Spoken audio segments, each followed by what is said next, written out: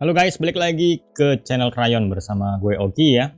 Sekarang bahasannya mengenai ini, bias batas pengetahuan. Ya teman-teman, sekarang kayaknya eranya dimana kita banyak mengandalkan internet. Ya nggak, jadi orang-orang tuh kesannya jadi pada pinter gitu ya. Entah dengan mesin pencari atau dengan media sosial, kita jadi gampang untuk mengetahui sesuatu. Kalau dulu sih orang pinter tuh identiknya dengan kutu buku, ya nggak sih? Yang kacamatanya tebal, ataupun kalau nggak kacamatanya tebal ya pasti dia bacanya banyak ya, buku-bukunya yang tebal-tebal. Tapi itu dulu ya, kalau sekarang kayaknya nggak juga gitu loh. Yang nggak pakai kacamata ataupun yang bukan kutu buku sekalipun sekarang kayaknya bisa berkesan pintar gitu ya. Salah satu kasus mungkin teman-teman pernah ngalamin kayak yang gue rasain gitu ya. Jadi kalau bukan kadang sih ya, sering gue lihat entah di grup entah di mana gitu ya, kalau debat tuh lempar-lemparan link gitu. Jadi debat di WA, ini gini nih, lempar link gitu kan, terus dibalas lagi, lempar link lagi. Jadi akhirnya kita kayaknya mengandalkan internet gitu, bahkan cuman untuk sekedar berargumen. Ada tuh teman gue debat di WA gitu ya, langsung dibilang gini sama dia di grup tuh kan, debatnya di grup, udah lu nggak usah pakai link, ayo udah ketemu kita ngobrol aja langsung gitu, maunya apa sih gitu, langsung begitu. Dan si orang yang awalnya memulai pertarungan itu nggak berani gitu ketemu langsung, jadi ya dia berani cuma lempar link doang gitu. Cuman kalau menjelaskan pendapat secara langsung tetap muka dia nggak berani. Jadi kesannya ini ya, mesin pencari di internet bisa membuat seorang berpikir dirinya lebih pintar daripada sebenarnya. Apakah ini benar? Nah ini yang kemudian ada jurnalnya ya, diteliti oleh dia nih, Matthew Fisher. Di internet itu seakan-akan membuat bias batas dari pengetahuan kita. Batasannya di mana sih pengetahuan kita itu jadi bias? Nah, dia nih orangnya ya. Dia seorang dulunya asisten profesor, kayaknya sih sekarang udah profesor ya. Studinya dia kayak gini guys. Jadi ada sekelompok orang gitu ya, dibagi menjadi dua kelompok. Kalau nggak salah satu kelompok itu antara 75 sampai 100-an lah. Nah, dua kelompok itu dikasih pertanyaan-pertanyaan yang beragam, yang sederhana lah ya, yang pengetahuan umum kayak misalnya gimana sih cara kerja resleting, gimana cara kerja hujan, atau teknis apa yang mungkin level SD SMP gitu masih bisa jawab gitu ya. Nah kelompoknya dibagi dua, yang satu boleh buka-buka internet ya, yang kedua itu nggak boleh menggunakan internet atau mesin pencari. Jadi ya dia yang kelompok dua ini hanya bisa mengandalkan pengetahuan umumnya sejauh ini gitu. Nah hasilnya yang kelompok satu ya, yang boleh pakai internet itu cenderung menilai pengetahuan mereka lebih tinggi. Yang kelompok satu nih ngerasa lebih pintar banget ketimbang yang kelompok dua. Padahal sangat bisa jadi itu gara-gara penggunaan internet ya, bukan benar-benar batas dari kepintaran atau pengetahuan dari yang kelompok satu. Dan studinya dia nggak cuma dilakukan sekali dua kali ya, tapi beberapa kali dilakukan. Salah satunya juga dengan metode yang sedikit berbeda. Berbedanya kayak gini, misalnya ini ya, sama kayak tadi ada dua kelompok lah.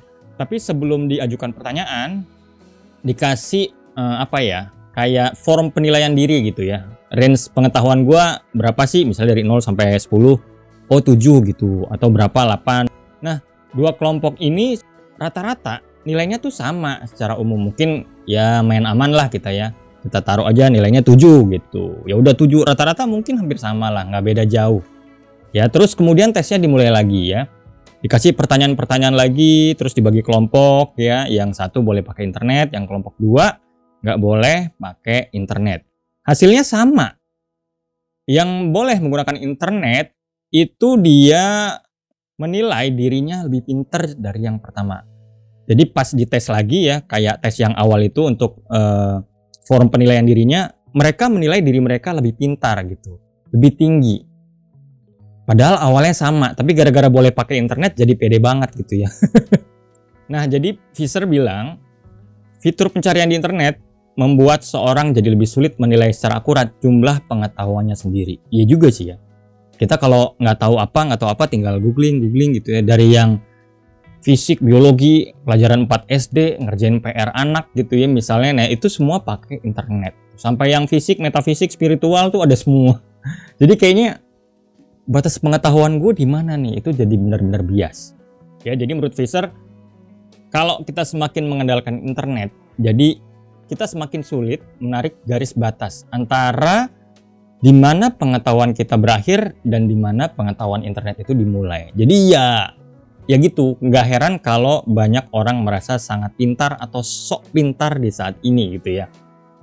Ya teman-teman lihat sendirilah di era medsos ini ya, di mana bisa terjadi orang-orang awam ya, orang-orang biasa itu bisa menjelek-jelekan ya, atau berani mendebat pakarnya gitu. Dulu gue lihat juga di sebuah medsos ya, jadi ada orang nulis status tentang banjir gitu, terus ada orang lain menimpalin gitu statusnya dia, lo sotoy lo, gini, nggak gitu ya. Terus yang nulis status itu bilang bahwa gue S1 kuliah tentang banjir lah, pokoknya tentang berkaitan dengan perairan gitu ya. S2 gue juga tentang banjir, dan gue kerja lebih dari 10 tahun kalau nggak salah itu mengenai banjir. Dan itu didebat sama orang awam yang nggak tahu apa-apa ilmu tentang banjir misalnya, atau minim lah. Nah kayak gitu.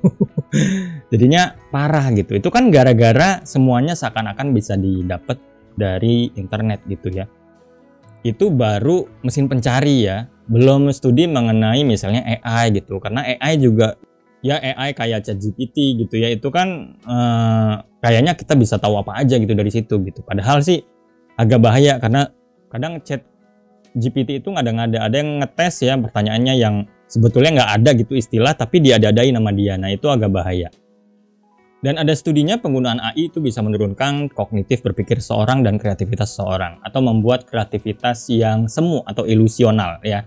Tapi itulah ntar mungkin gue bahas di video yang lain ya. Tapi yang jelas penggunaan internet, teknologi itu ada yang salah langkah ya. Kayak Swedia ya.